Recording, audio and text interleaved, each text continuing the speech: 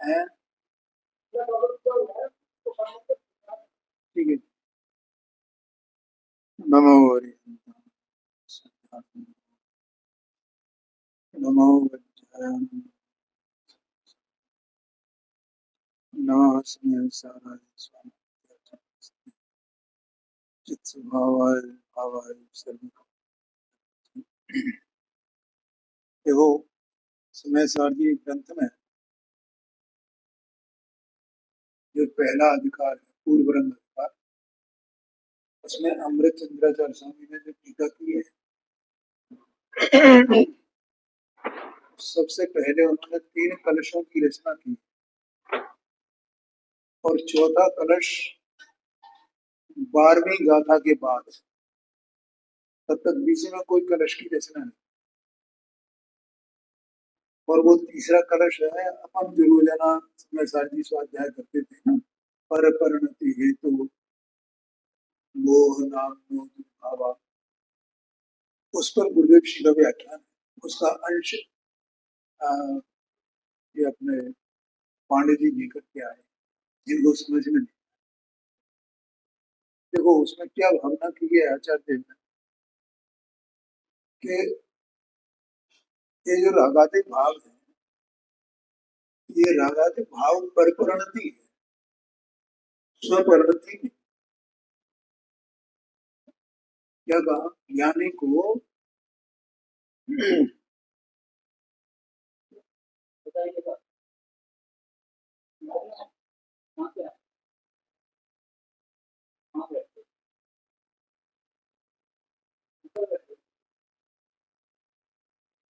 क्या सुनना है तो इधर बुला लो, नहीं यहाँ तो लेडीज है।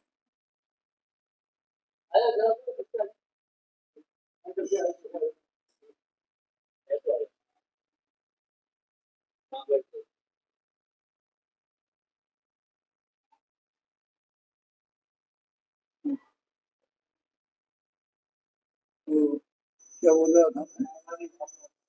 हाँ, तो चैतन्य वस्तु है ना, चैतन्य वस्तु। अब जो वस्तु ने अपना ज्ञान स्वरूप जान लिया है, अपने ज्ञान, तो अब वो वस्तु ज्ञान की अपेक्षा से रागादि से भिन्न पड़ गई। ठीक है, राग है, विकार है, लेकिन उसे राग में और अपने स्वरूप में दोनों में अंतर दिखाई देता है, भेद दिखाई देता है। मेरा क्या स्वरूप है और ये राग का क्या स्वरूप, क्यों भैया, वो दिखाई देता है। तो इसलिए वो जो ज्ञानी है वो ज्ञान को अपना स्वरूप मानता है, वो स्वपरिणति है। माने निर्विकल्प सम्यक दर्शन ज्ञान चारित्र, ये तो स्वपरिणति हुई द्रव्य की, ये स्वपरिणति। वो द्रव्य ये कहता है ये मेरी स्वपरिणति है, और जो रागादिक भाव है, क्रोध मान माया लोभ विकार, ये पर परिणति। इसलिए वहां लिखा पर परिणति ही तो वो नाम नाम गुण भाव। ठीक है, ये एक पर परिणति है और इसका कारण कौन है, तो मोह है। मोह माने मोहनी कर्म, और ज्ञानी की अवस्था में जो रागादिक भाव होते हैं तो वे चारित्र मोहनी कर्म के उदय से होते हैं, दर्शन मोहनी का तो अभाव है। ठीक है, तो वो चारित्र मोहनी यथा योग्य जो चौथे गुण स्थान वर्ती, 5वें गुण स्थान वर्ती मुनिराज, इनके जैसा हो वैसा वो वहां परम पर परिणति है। मुनिराज की चौकड़ी कसाय का भाव, एक चौकड़ी मात्र संजरण का उदय, वो भी संजरण का तीव्र उदय। उस उदय में जो रागादि भाव हुए हैं, शास्त्र रचना करने की, भोजन का विकल्प उठा तो जंगल से निकले बस्ती में आए, ये सब चीज। और ये सब संजरण कसाय, जो संजरण जो मोहनी कर्म है, उसके तीव्र उदय में वो उस प्रकार का राग। अब पांचवें गुण स्थान वर्ती को कैसा होता है, चौथे गुण स्थान वर्ती को कैसा होता है, वो अपने हिसाब से जाने। लेकिन वो सब ज्ञानियों के लिए, चौथे से लेकर के 12वें तक के सब ज्ञानियों के लिए वो रागादि भाव वो पर परिणति और वो मोह कर्म के उदय से हुई। ठीक है, लेकिन फिर भी ज्ञानी सर्वथा ऐसा नहीं मानता कि ये मोह मुझे कराता है, ये प्रकृति मुझे कराती है, ऐसा नहीं मानता। उसे उसका निमित्त पने का ज्ञान है, लेकिन मैं अपनी कमजोरी से ही तो इस प्रकार से परिणमा हूं ना।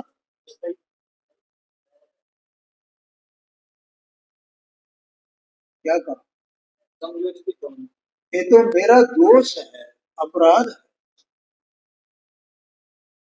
कि इस राग रूप में परिणम गया। ख्याल में आया नहीं? कर्म तो निमित्त मात्र है, बस इसने कुछ किया ही नहीं। कारण क्या है कि देखो, जो सत्स्वरूप वस्तुएं है ना, कर्म क्या है, उद्गल सत्स्वरूप वस्तु उसकी अवस्था है ना, और इधर ये चेतन वस्तु उसकी वो अवस्था है।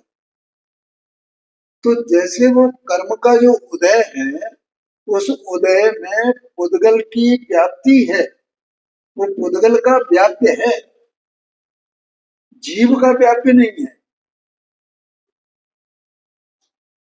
उद्गल व्यापक और उद्गल का परिणाम वो व्याप्य, तो उसका संबंध किससे है, उदय से, उद्गल से। ठीक है, अब जिसको यहाँ परपरिणति कहा जा रहा है, परपरिणति क्यों कहा जा रहा है उसको, स्वभाव की अपेक्षा से। ये मेरा स्वभाव नहीं, निकल जाने वाला है, बाहर जाने वाला है, इसमें तो मेरा कुछ है नहीं ना। और ये मेरा स्वभाव तो त्रिकाल है ना, आगे ऐसा कैसे ही रहने वाला है ना। इसलिए ये परिणति है, वो मेरा अपराध है, मेरा दोष है, मेरी कमी। ऐसा दो सत्स्वरूप वस्तु ऐसे निमित्त निमित्त भाव को जानते हैं आचार्य, ज्ञानी जन। इसलिए वो भरद्रव्य को उसमें कारण सर्वथा नहीं मानते हैं। ऐसा समझना नहीं साहब, ये तो मोह के कारण ही हुआ, मेरा कोई दोष नहीं। हाँ जी,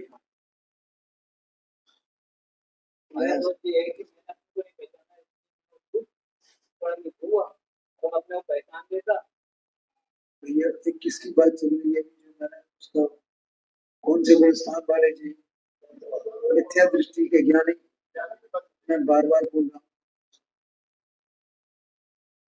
ज्ञानी भी छठवें गुण स्थान तक राग रूप परिणमित होते हैं क्या नहीं?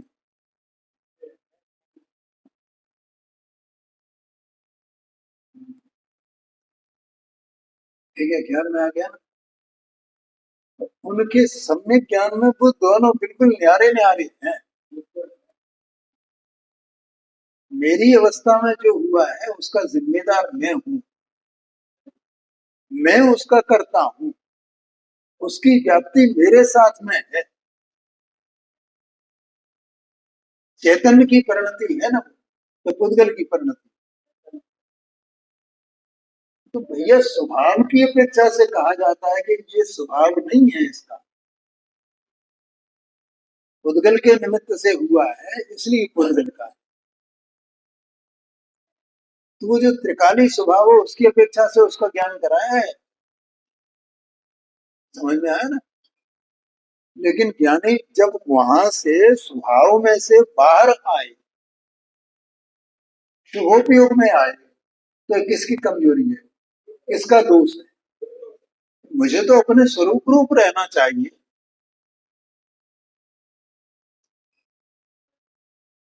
है ना।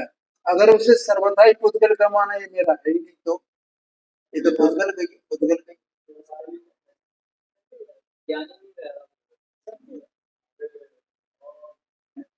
वो तो निश्चयवादी मानता है ना उसमें। देखो आप भूषण प्रकाशक जी उठा करके देखो, उसमें निश्चयवादी में लिखा है कि भाई ये क्या मानता है, रागादिक मेरे हैं ही नहीं, मैं रागादिक का करता नहीं, अथवा तो मुझ में रागादिक होते ही नहीं है, रागादिक तो पुद्गल में है, ऐसा मानता है। हाँ हाँ। खैर मैं उसके ऊपर गुरुदेव जी का ये अंश जो है पांडित जी लेकर के आए। मैंने इनको बता दिया, मैंने कि 3 नंबर की का कलश है उसके ऊपर है ये गुरुदेव जी का, तो मैंने पढ़ा इसको, तो उसका विषय समझ में आया। देखो क्या कहते हैं, रागादि परिणामों की व्याप्ति मेरे में, मेरे से है, मेरे में मेरे से है। ये पर्याय अपेक्षा से बात की जा रही है, स्वभाव अपेक्षा से नहीं। पर्याय में विकार की व्याप्ति कमजोरी के ही कारण अनादि से है। किस कारण से? कमजोरी के कारण से। देखो कल जो चर्चा चल रही थी ना, आपको ख्याल में होगा मैंने एक बात कही थी, परिणति में विकार होना तो कोई दोष नहीं है।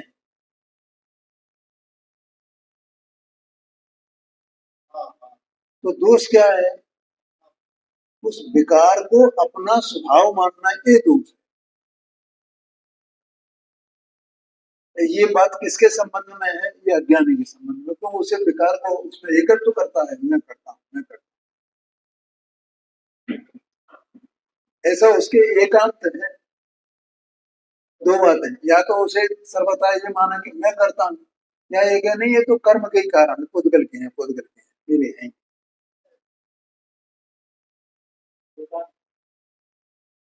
दोनों ही एकांत हो गए ना।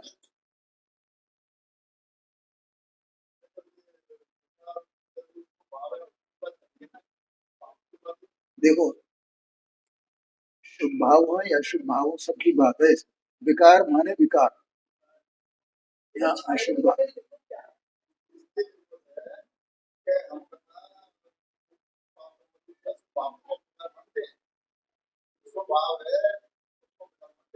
नहीं तुम, अज्ञानी को क्या पता है कि क्या अशुभ भाव है, क्या अशुभ भाव है? अज्ञानी को तो कुछ पता नहीं है, वो तो बिल्कुल अंधा है। वो तो उस विकार में ही निबंध बैठा है ना, उसका कायदा शुभ भाव, कायदा अशुभ भाव।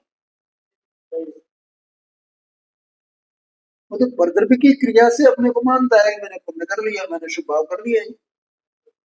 उसे भेदियान कहाँ है?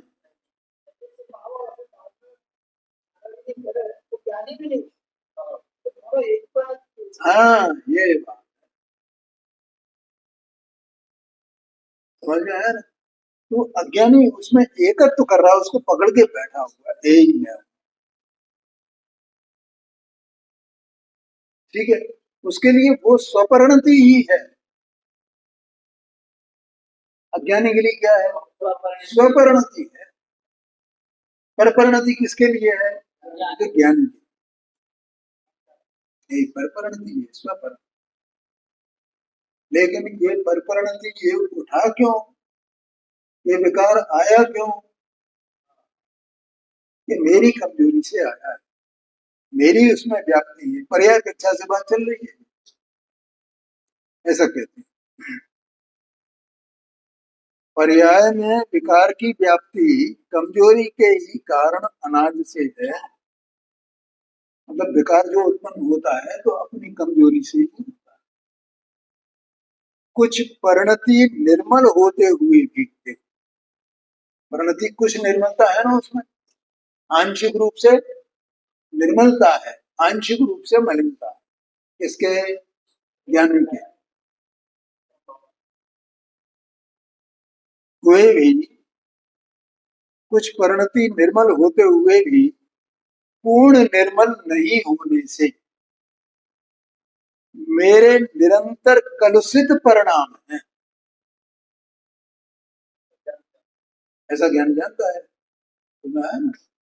पर परिणति हेतो मोहनाम नोनुभावा प्रविरतमनुभाव्य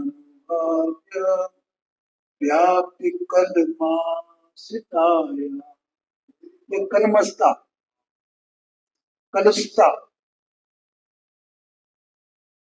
ये आया है ना, होते हुए भी पूर्ण निर्मल नहीं होने से मेरे निरंतर कलुषित परिणाम है। देखो, एक दिन अभी मैंने बीच में बताया कि जितना जितना कसाय का भाव होता जाता है, मन क्षोभन होता जाता है चारित्र मोहनी कर्म का, उतने उतने अंश में चारित्र प्रकट होता जाता है। अकेला वो चारित्र मोहनी का ही नहीं, मैंने एक बात, वीर्यांतराय कर्म का भी क्षोभन होता है साथ में, उससे उतनी उतनी शक्ति प्रकट होती जाती है। वो अनंत भगवान का अपन स्वरूप पढ़े ना, उसमें आता है कि अनंत वीर से क्या करते हैं, फिर लोकालोक को जानते हैं ना, अनंत सुख को भोगते हैं ना, तो उसकी शक्ति का कारण वो अनंत वीर है, अनंत शक्ति है। वीरेंद्र कर्म का क्षोभ माने वहां क्षय हो गया है, उससे उनको धारण करते हैं, ऐसी दशा को धारण करते हैं, ऐसी अवस्था को धारण करते हैं। तो इसी प्रकार से यहाँ भी तो जितना वीर्यांतरा कर्म का क्षोभ समय उतनी शक्ति वहां है, तो उतनी शक्ति प्रमाण ये जीव अपने स्वरूप में टिक पाता है, शुद्धोपयोग रूप रहता है। अब जो चौथे गुण स्थान वर्ती है तो उसके क्या होगा पांडे, उसकी स्थिति बहुत कमजोर है? क्या, जैसे सम्यक दर्शन, सम्यक ज्ञान और उसके साथ में स्वरूपाचार्य चारित्र कितना सा है, टिमटिमाता हुआ, तो उतनी शक्ति है बस। और दो चौकड़ी कसाय का अभाव तो ज्यादा हो गया, इसलिए उसको 15 दिन के भीतर एक बार स्वानुभव,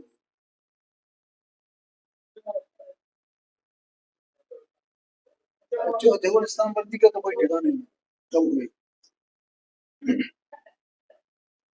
शायद सम्यक दृष्टि भी, रामचंद्र जी का वो आता है ना, 6 महीने तक वो लक्ष्मण की लाश को लिए घूमते रहे, दीक्षित की अवस्था थी।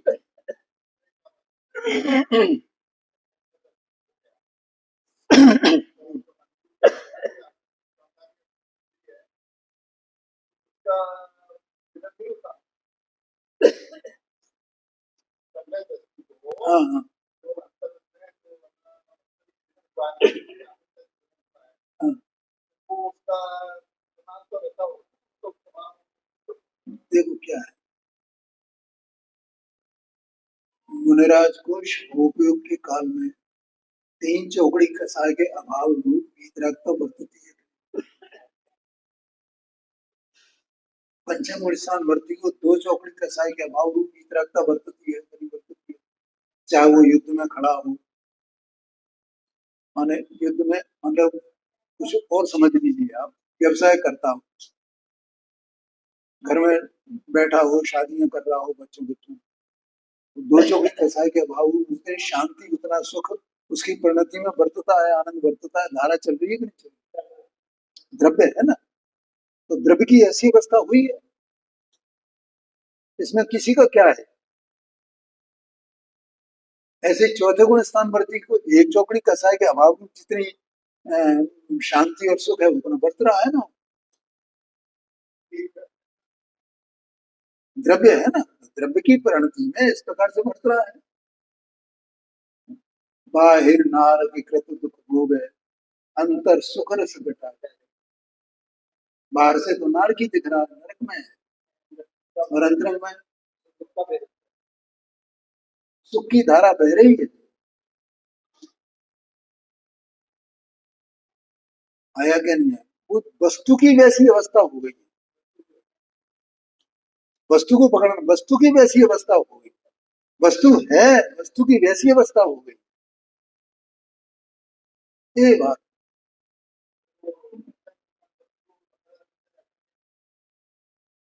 अब वो जैसा भी आगम में दिया है उसके अनुसार है, मैंने विज्ञानियों से दूसरों से सुना है उसके आधार, लेकिन चौथे गुण स्थान वर्ती का कोई नियम नहीं, इतनी बात। ठीक है भैया, शांति से समझ। इसमें असल में क्या है कि अपने को कर्ता बुद्धि के कारण से ना वस्तु को नहीं पकड़ पाते हैं, ये मैंने उसको वेदन होता है कि अब हमने पर्याय को पकड़ लिया, द्रव्य को पकड़ो ना। सत्स्वरूप वस्तु है ना, उसकी ऐसी अवस्था हुई है, सत्स्वरूप वस्तु है ना, उसकी ऐसी अवस्था हुई है, बस इतनी सी बात है। आया क्या नहीं है, उसको देखो। हाँ जी, मेरे निरंतर कर्षित परिणाम है, इससे इसमें मैं व्याप्त हूँ। उस कर्षित कर परिणाम में कौन व्यापक है? पर्याय अपेक्षा से बात है, मैं व्यापक हूँ उसमें। कर्म तो निमित्त मात्र है।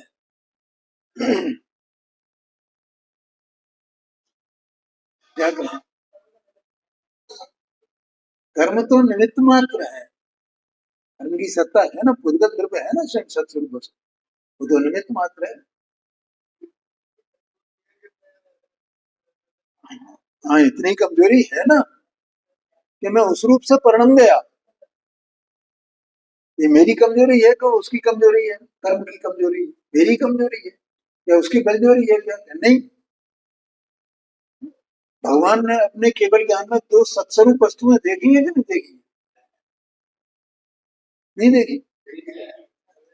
तो वे क्या देख रहे हैं?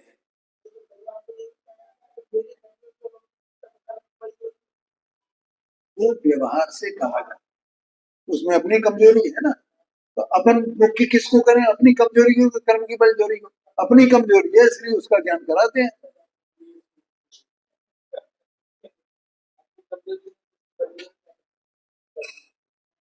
क्या कहा भगवान के केवल ज्ञान में? क्या झलक रहा है, क्या दिख रहा है, मुझे बताओ। दो सत्स्वरूप वस्तु है, उन दो सत्स्वरूप वस्तुएं वे ऐसी अपनी अपनी अवस्था से स्व काल में परिणत है।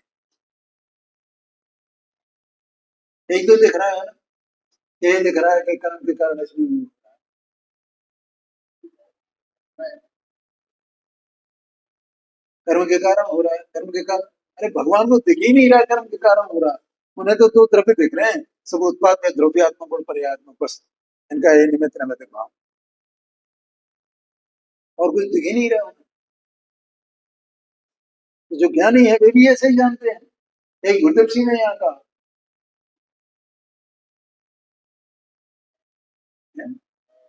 ज्ञानी के श्रुति ज्ञान में, अभी कल परसों अपन ने पढ़ा था भैया,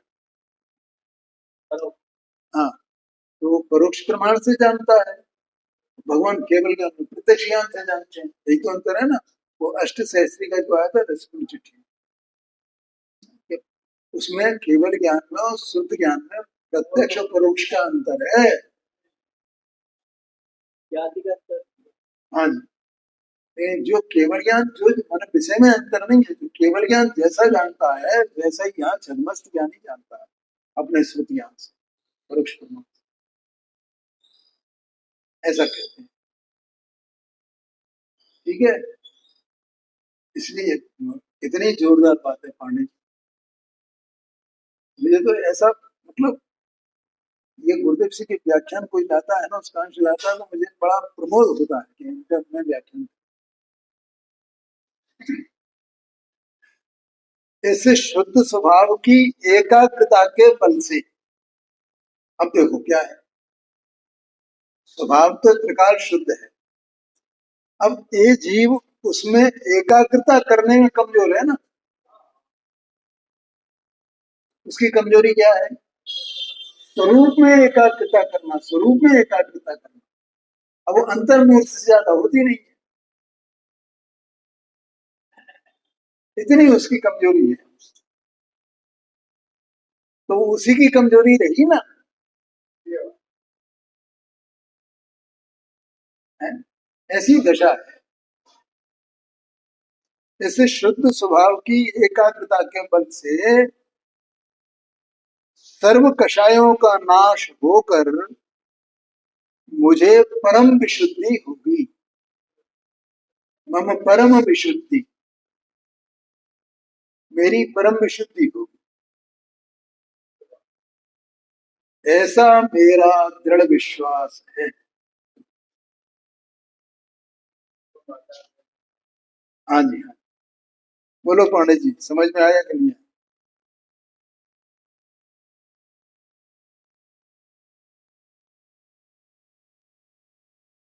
और कोई है क्या? एक ही, एक ही, एक और इसमें दिया हुआ है, ये हो गया। चलो ठीक है। अब देखो यहाँ पर, हाँ जी।